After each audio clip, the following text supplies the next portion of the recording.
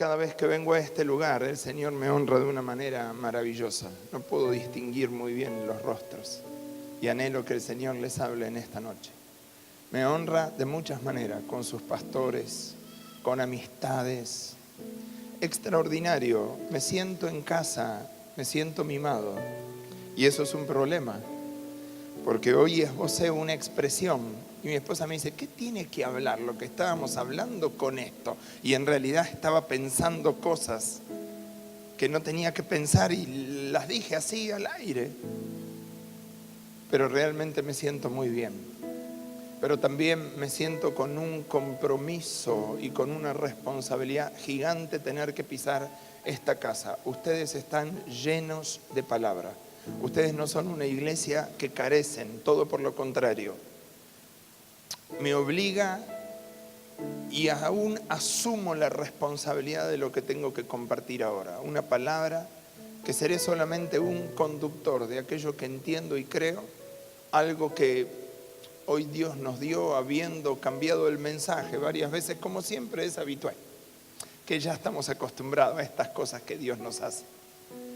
Pensaba hace un rato en los candidatos y sentía en mi interior, en mi espíritu, cuál es la motivación que los lleva a ser candidatos. Algunos probablemente, casi seguro, sin dar certeza y convicción de quiénes, asumirán el puesto, asumirán lo que hay en su corazón.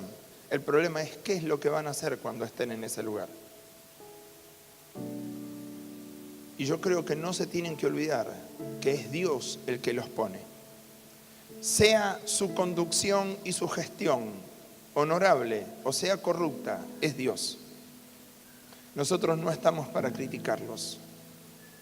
Estamos para orar por ellos, para que al Dios que muchos de ellos no conocen les sea revelado.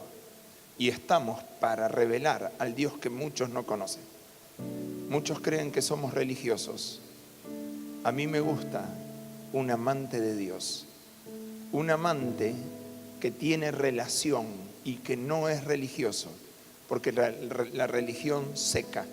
La religión hace a la gente religiosos, hace cumplir con ritos, pero una persona que experimenta una relación con Dios no envejece, está vivo, está fresco, como la palabra de Jeremías capítulo 17.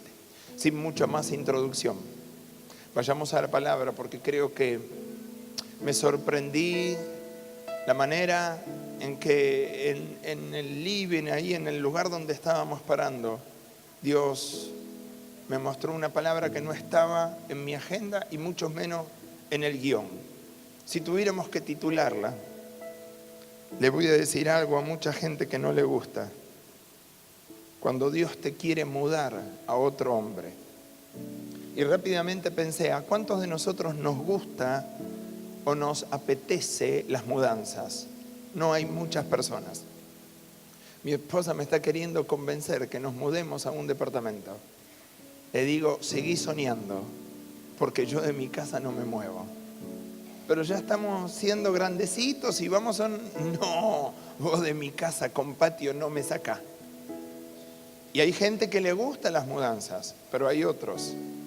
Hoy vamos a hablar de lo que es ser mudado a otro hombre. Acompáñenme, por favor.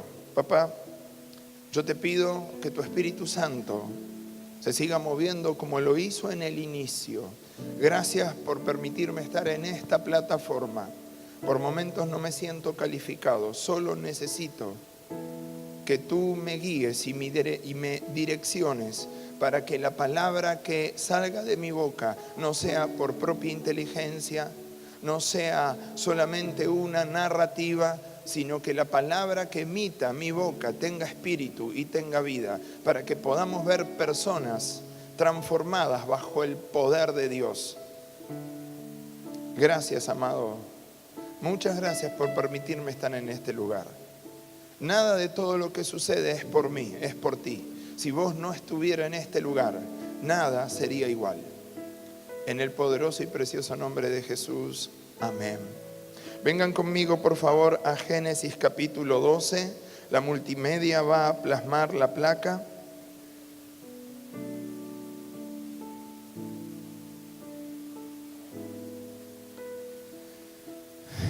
No puedo decirlo con nombre y apellido, pero Dios está provocando, está sometiendo a cambios tan rápidos y tan nuevos que muchos no los están entendiendo. Hablo de forma genérica, pero Dios le está hablando a una persona en particular. Génesis capítulo 12 dice: pero Jehová había dicho a Abraham: vete de tu tierra y de tu parentela, de la casa de tu padre, a la tierra que te mostraré, y haré de ti una nación grande, y te bendeciré, y engrandeceré tu nombre, y serás bendición. Bendeciré a los que te bendijeren, y a los que te maldicen maldeciré, y serán benditas en ti todas las familias de la tierra. Amados, estamos viviendo un tiempo de proceso. Conforme a lo que estamos leyendo, esta palabra fue derramada en la vida de Abraham cuando vivía en Jai, teniendo 75 años. Pero hay otras personas que están en este auditorio que probablemente no tengan esa edad y están siendo pasados por distintos procesos, por procesos que por momentos se transforman en muy dolorosos, pero tienen una finalidad. ¿Cuál? Llegar a ser lo que Dios le dijo que sería. ¿Qué es lo que Dios le dijo a Abraham? Abraham, vas a ser el padre de la fe. Seguramente Dios le está diciendo a muchas personas: vas a ser padre de multitudes. Por lo cual, Dios le promete en este relato darle un hijo. ¿Y saben qué? Lo más divertido es que naturalmente para Abraham era imposible que esto sucediera por dos razones. Él y ella eran avanzados de edad. Él tenía 75 años, pero había un segundo condimento. Y esto es lo que lo hace maravilloso y especial. Ella era estéril. Pero ¿saben qué? Si bien Dios podía haberlo hecho mucho más sencillo, lo hizo transitar a Abraham por un proceso que en realidad no era nada más y nada menos que hacerlo menguar en el poder de la autosuficiencia.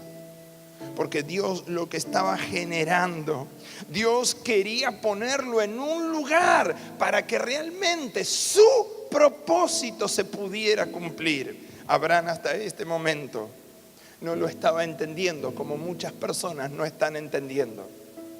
Muchos no están entendiendo a qué están siendo mudados. Algunos están quedándose y permaneciendo en el viejo hombre, cuando el viejo hombre ya tiene que estar sepultado.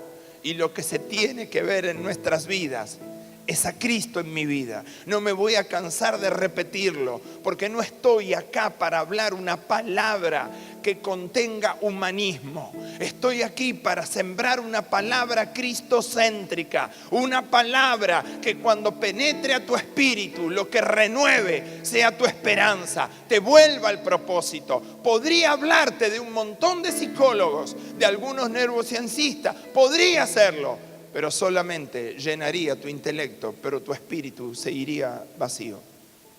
Y lo que mucha gente tiene hoy es el espíritu vacío. Por lo cual, este proceso en el cual Dios tuvo que inducirlo a Abraham no era nada más y nada menos que algunos cambios en los cuales él no estaba dispuesto a vivir, pero tenía que pasar por ese proceso para que se manifestara el Dios de la gloria en su vida. Yo no sé cuánto van a estar dispuestos a ser mudados en esta noche. ¿Cuánto van a estar dispuestos a ser mudados a lo largo del tránsito de su vida? Solamente quiero decirles algo.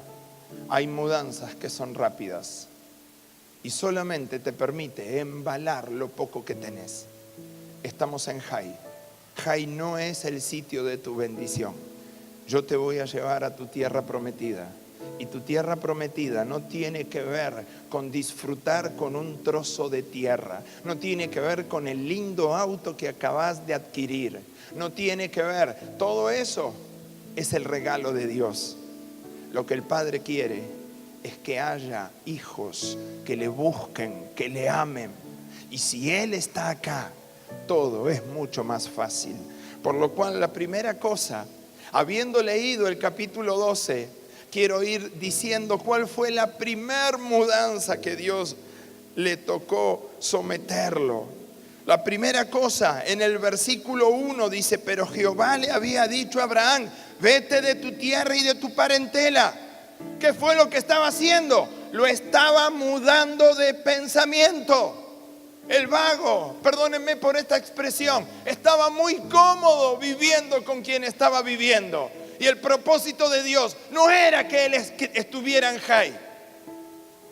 Y a muchos Dios les está diciendo: quieren ver una manera de vivir diferente, empiecen a cambiar la estructura de pensamiento. Había que mudar el sistema de pensamiento. Por eso viene la palabra y le dice: sal de tu tierra, sal de tu parentela. Él tuvo que salir de un sistema de pensamiento que reinaba en su vida. Tuvo que salir de todo un contexto de idolatría, de una cultura contraria a la cultura que Dios le quería poner. Había una cultura que solamente y únicamente hablaba por lo que tenía, pero Dios estaba moviéndolo, llevándolo a un nivel de fe que hasta ese momento él no experimentaba. No es lo que ven tus ojos, es lo que Él ve que va a suceder en tu vida. Dios, solo te pido algo: cambia mi mirada para que empiece a ver como el cielo ve. Porque si en tu libro estaban escritas todas aquellas cosas que luego sucedieron y no faltaron ninguna de ellas, el cielo vio en la eternidad todo lo que yo estoy viviendo en este momento, pero que no alcanzo a comprender. ¿Puedo tirar una palabra al aire? ¿Me permiten? Para todos los que son matrimonios. Está fuera de contexto, pero no sé por qué está golpeando en mi corazón. Totalmente fuera de contexto. Pero quiero decirte que tu matrimonio no es un accidente. Porque si tu matrimonio fuese un accidente, vivís accidentado. Tu matrimonio estuvo pensado por Él. Y aunque vos todavía no lo veas, Él pensó en tu matrimonio como algo bueno. Él cumplirá su propósito en tu vida, siempre y cuando lo dejes. Sigamos, por favor. Él vivía en un contexto, como acabo de decir, idolátrico, con una cultura extraña. Y todos sus pensamientos habían moldeado su vida, habían moldeado su forma, su cultura. Él tenía su manera de hablar, reflejaba lo que él había incorporado en cuanto a cultura. Y Dios estaba queriendo desde un momento empezar a cambiarlo, a mudarlo, para que no hable conforme a la transmisión cultural. No era el capital cultural lo importante, no era la transmisión de sus padres. Era la transmisión que venía del cielo para lo nuevo que iba a venir. Sal de tu tierra y de tu parentela. No estoy diciendo que te vayas de la casa de tu padre. No me malinterpretes. Empezá a cambiar esa cultura vieja. Esa cultura que lo único que tiene es olor a polilla. Y empezá a abrir tus pensamientos para lo nuevo que Dios quiere hacer. Para lo que habla Romanos capítulo 12, que en breve lo vamos a leer. ¿Por qué? Porque Dios está queriendo forjar algo nuevo. Él está queriendo romper fortalezas mentales. ¿Para qué? Para que empieces a entender que si tu vida no es renovada a través de tus pensamientos, no hay un cambio. Y lo que yo lo tengo que ver en paralelo es lo que Pablo le dice a la iglesia de Roma en el capítulo 12. Nuestra mente, si yo le tuviera que acercar el micrófono a Bill Gates, diría: tu mente es como una computadora. responde conforme a todo lo que ha sido llenado.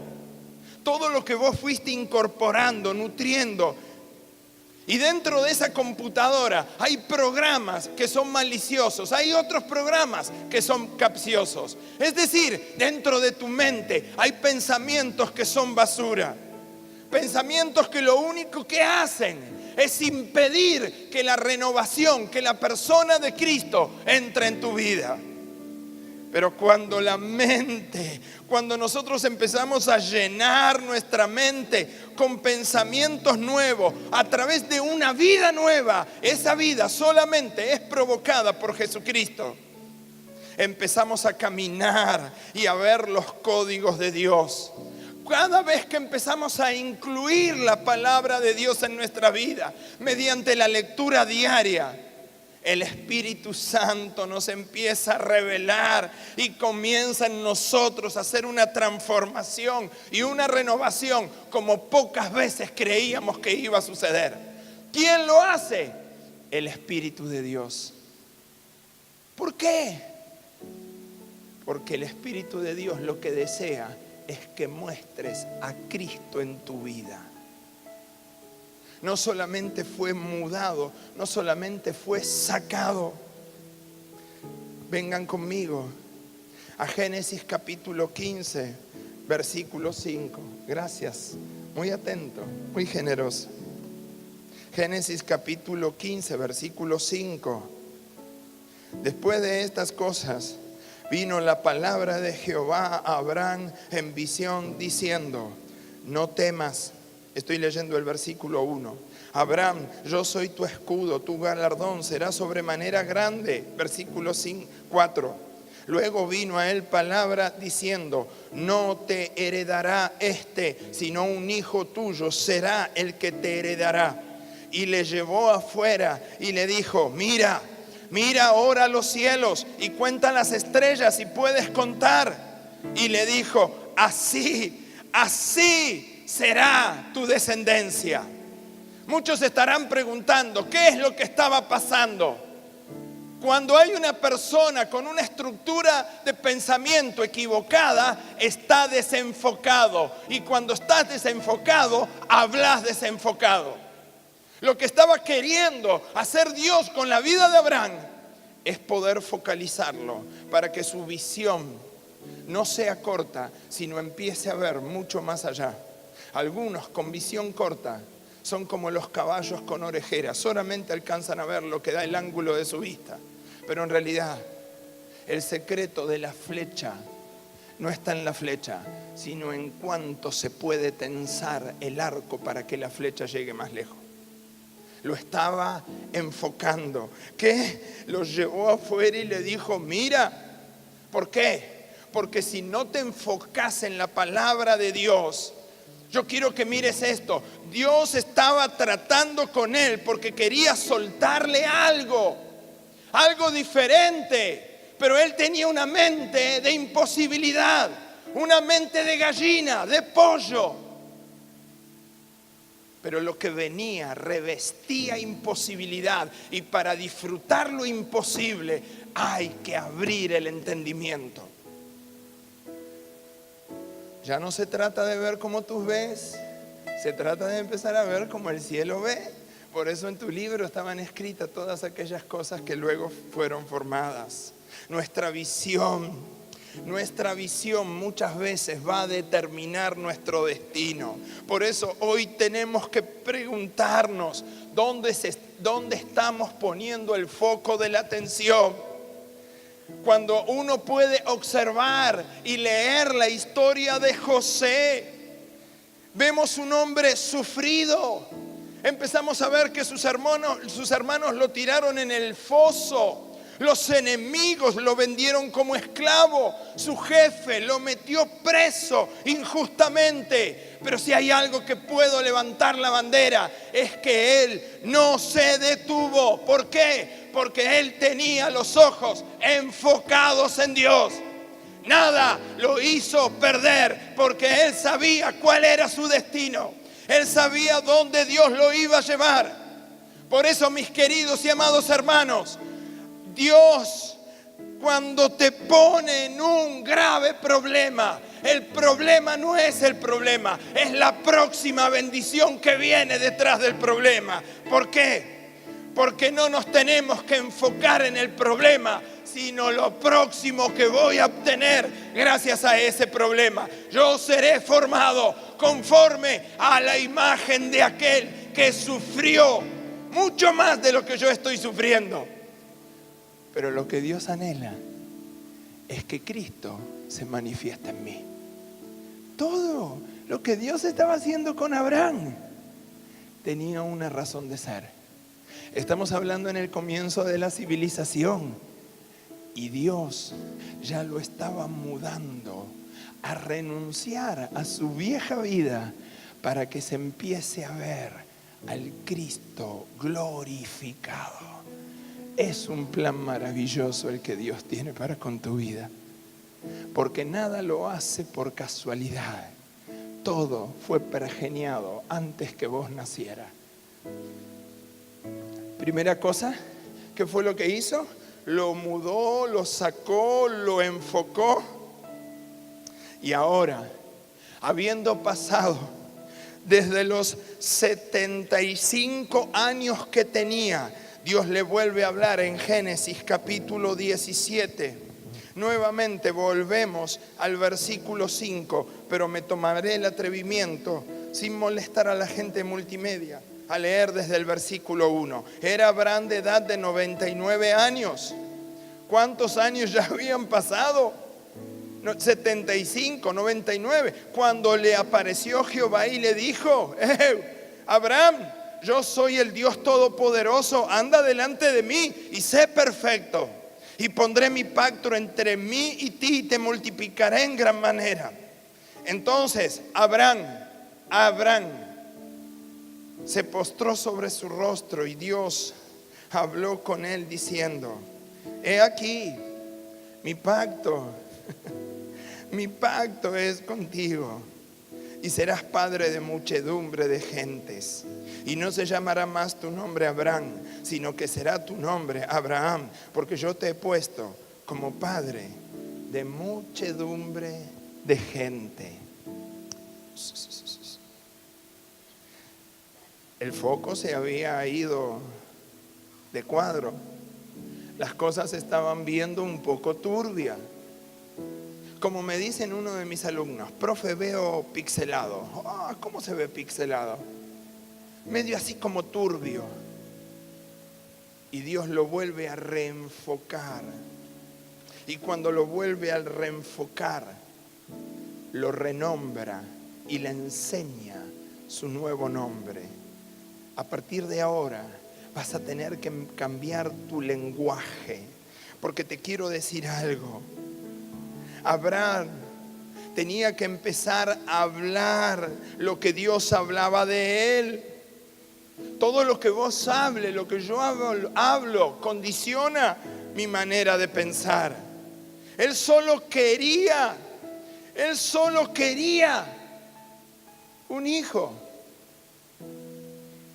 Y Dios no quería un hijo, quería una nación. Su pensamiento era acotado, el de él es mucho más grande. Pueden decir conmigo: no estoy entendiendo. Te lo sintetizo: abandona tu sueño para entregarte a los sueños de Dios. Tus sueños serán mezquinos, egoístas y acotados, pero los sueños de Dios son mucho más grandes que los tuyos. Si aprendes a enfocarte en la antigüedad, los nombres determinaban destinos proféticos. Y si hay algo que él tuvo que aprender, es que yo no voy a hablar donde yo estoy. Yo voy a empezar a hablar a donde Dios me está queriendo llevar. ¿Eso qué es? Fe. Fe. ¿Por qué fe? Porque fe hace que las cosas que no son empiecen a ser. Es certeza, es convicción. Llamo a lo que no es como si fuera.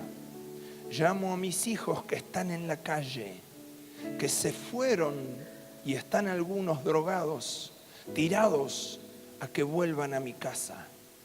Y reclamo la palabra de 1 de Samuel capítulo 30. Entrá y decile que te devuelvan lo que te robaron. Yo entro con fe a hacer guerra y a decir con clamor: devolveme lo que me quitaste de mi familia, devolveme la herencia de Jehová, porque no te pertenece a ti, le pertenece al Creador de todas las cosas. Amado, esa es una proclamación, eso es profetizar sobre tu destino. Por eso Pablo me vuelve a recordar, pero teniendo el mismo espíritu de fe, conforme a lo que está escrito. ¿Qué le pasó, Pablo? Creí, por lo cual hablé, pero nosotros acá creímos y también hablamos. ¿De quién? Del Cristo resucitado. No hablo de un Cristo muerto, porque tuvo que morir, pero yo celebro la resurrección, porque a través de la resurrección la muerte no tiene poder. Hoy, en el nombre de Jesús, que solamente Él pueda quitar todo pensamiento de muerte que hay dentro tuyo, que solo puedas experimentar y vivir el poder de la vida a través de la resurrección, para que sepas y entiendas que tu vida vale mucho más de lo que vos imaginás y que la opción no es la muerte. Vivir en Cristo es ganancia. ¿Y qué otra cosa más hizo? Vengan conmigo al capítulo 22 para que podamos ir entendiendo parte del proceso de lo que Dios fue haciendo con este hombre. Capítulo 22. Y aconteció después de estas cosas que probó Dios a Abraham. ¿Qué fue lo que hizo? Lo probó y le dijo: Abraham, heme aquí. Y él le dijo: toma ahora tu hijo, tu único hijo Isaac, a quien amas, y vete a tierra de Moriah y ofrécelo allí en el holocausto sobre uno de los montes que yo te daré. Gente linda, el hijo de Abraham no era un niño como lo enseñamos en la escuela dominical. El niño de Abraham era un adolescente. Era el simbolismo y la tipología de los hijos que van al altar y se atan. Simbolismo de Jesucristo. Al morir en la cruz, Él no se bajó aunque tenía poder, porque Él cargó con tus culpas, Él cargó con mis acusaciones, con mis pecados, y por sus llagas vos fuiste sanado. Eso lo hizo Cristo. Y no se bajó, porque si se hubiera bajado, la obra hubiera estado incompleta. Él lo hizo para que vos hoy tenga una esperanza. Y esa esperanza se renueve todos los días. Dios lo estaba probando y lo estaba tocando en el lugar que más le costaba a Abraham. Presten atención, porque no sé a quién Dios le está hablando.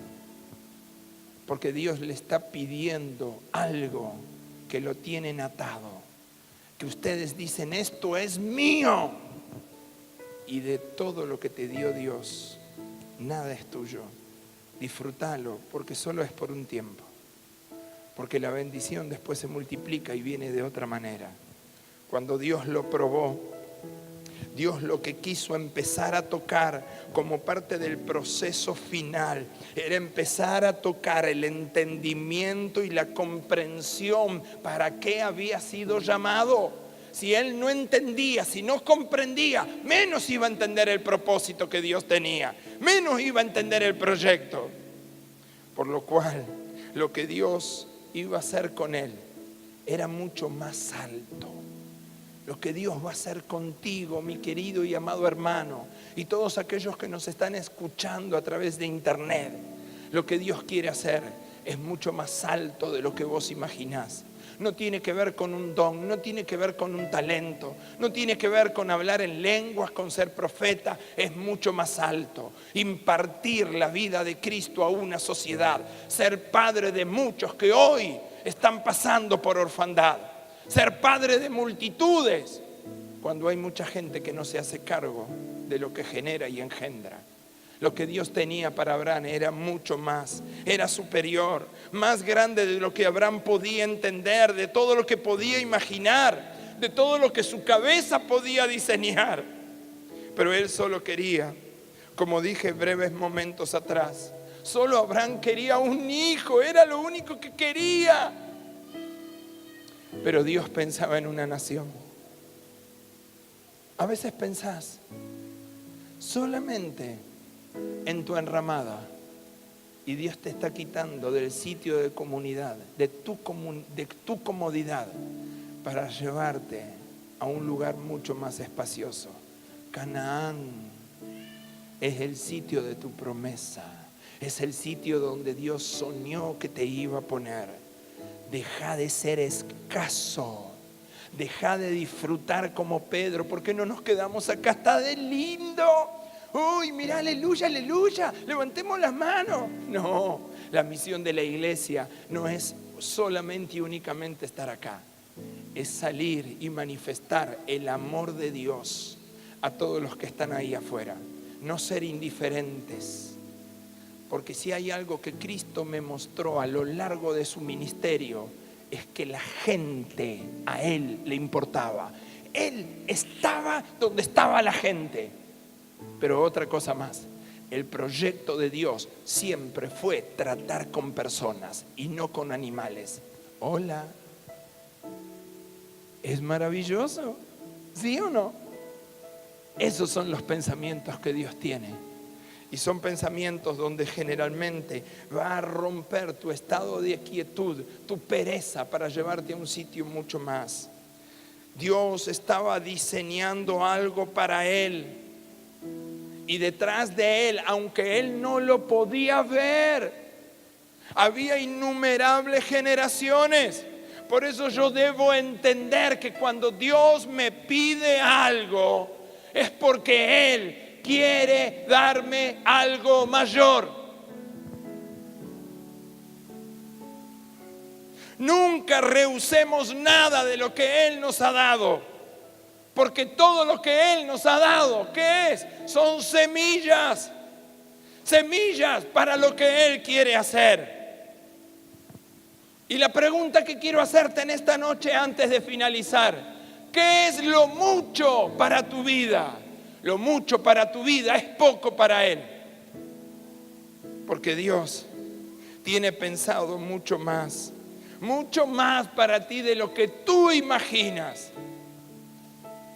Por eso Dios quiere cumplir su propósito en cada uno de nosotros. Lo que más anhela es empezar a cambiar nuestra estructura de pensamiento. ¿Por qué?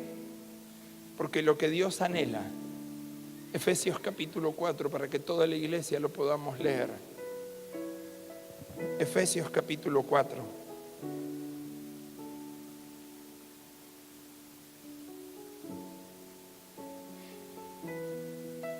Versículo 11.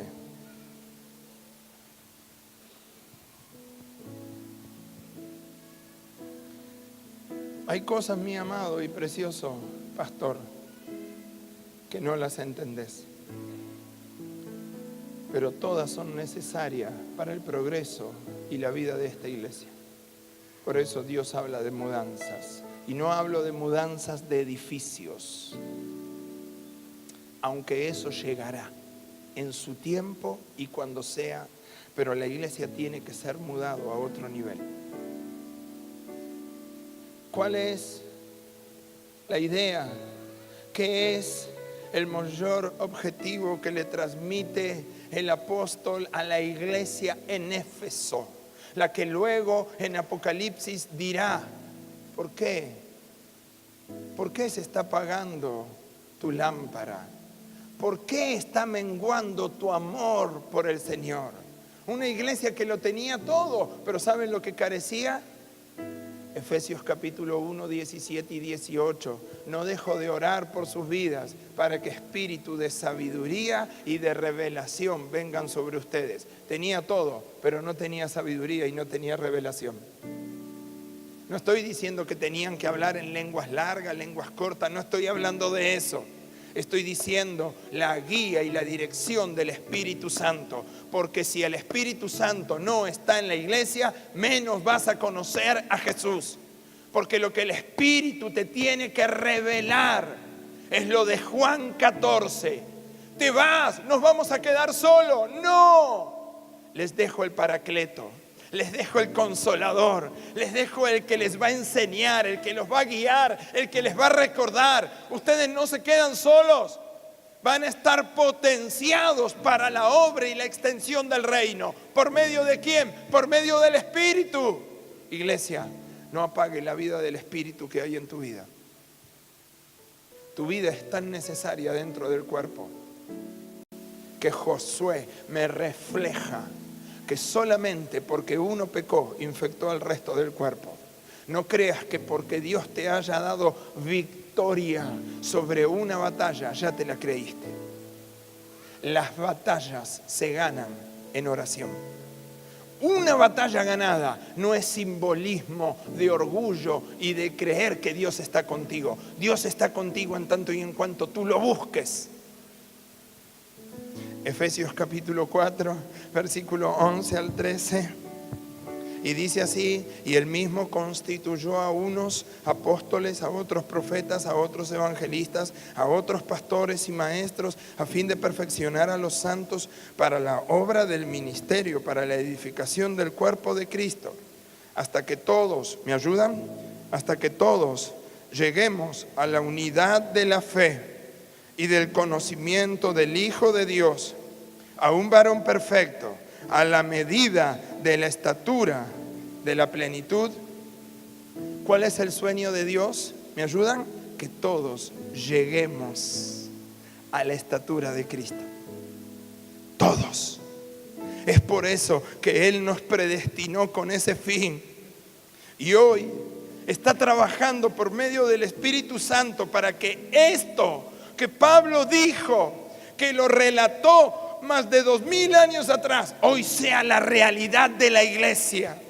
Hoy pueda ser la realidad de nuestras vidas. ¿Para qué? Para que no crezcas vos, sino todo por lo contrario. Mientras vos mengüe, Él crece. Y si Él crece, los creyentes nos vamos a ver identificados con Él.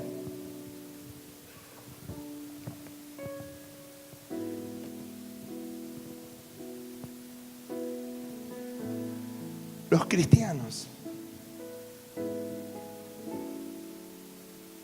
en la iglesia primitiva eran creyentes,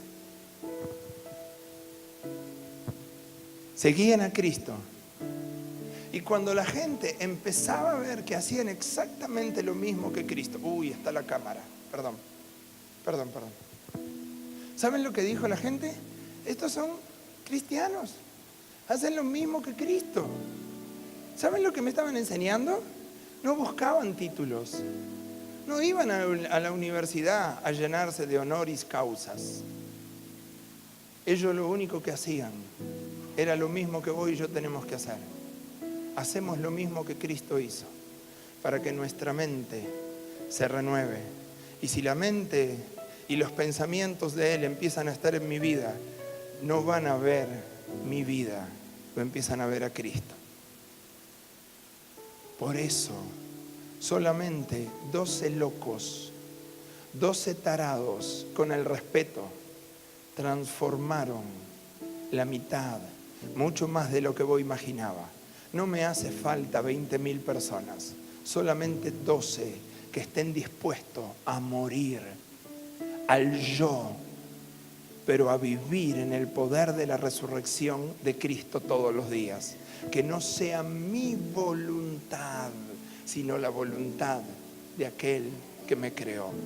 Y si yo hago la voluntad de aquel que me creó, cosas que nunca hablaste, territorios que nunca pisaste, son las puertas que Dios va a empezar a abrir para todos aquellos que se derramen en su presencia. Empezarán a suceder cosas que ni aún vos imaginabas. No solamente vas a incursionar en áreas políticas, lo que Dios está anhelando, gente que incursione, afecte, sea autoridad, sea gobierno, en el área de educación, donde nos están metiendo la mano y están tergiversando principios que están en contra de los fundamentos de nuestra Carta Magna. Iglesia, no es bueno decirlo cuando está saliendo por internet. La iglesia debe aprender a morir a los deseos de la carne, al egoísmo, a la envidia.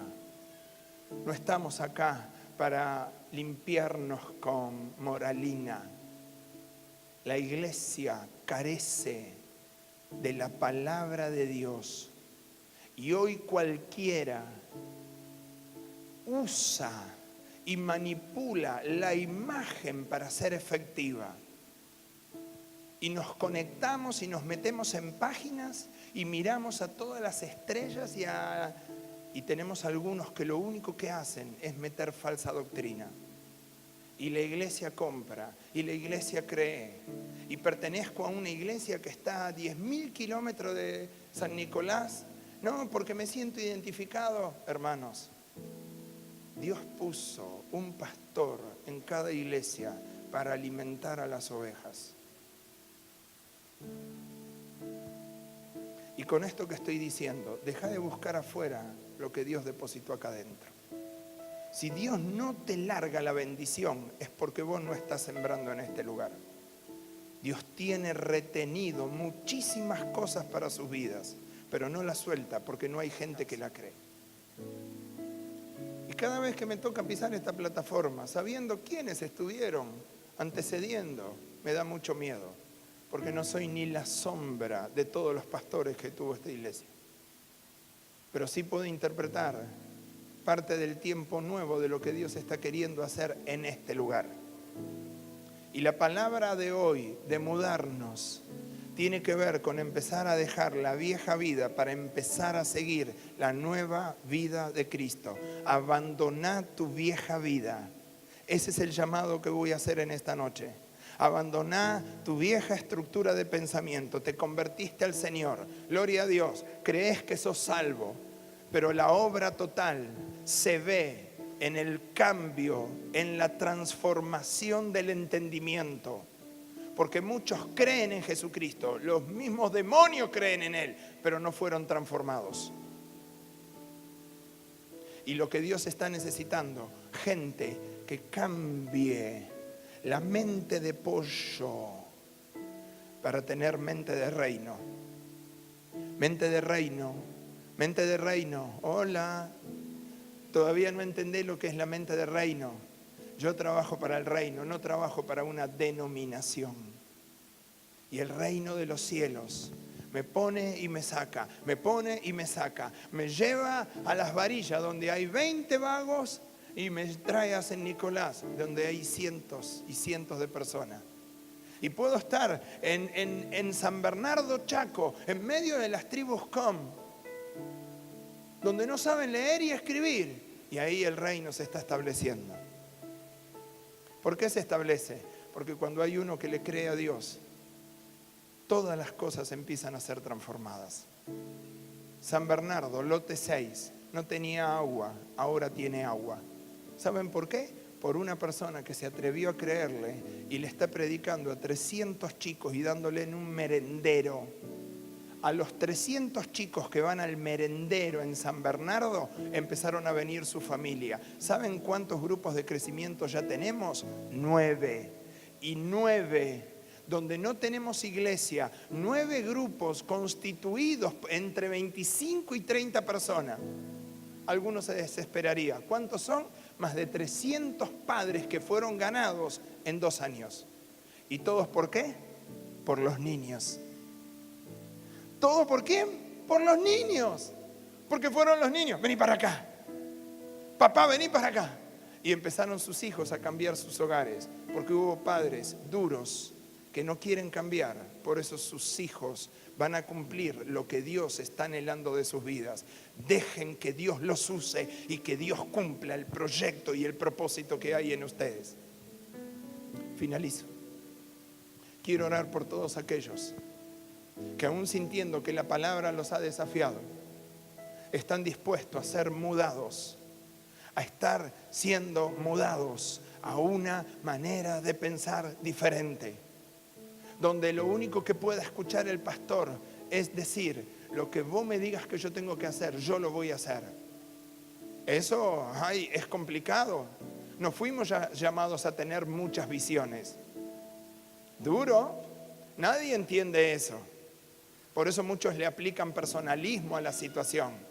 Pero a mí Dios me dijo y yo quiero que se haga. Hermano, para eso Dios instauró autoridad en un lugar.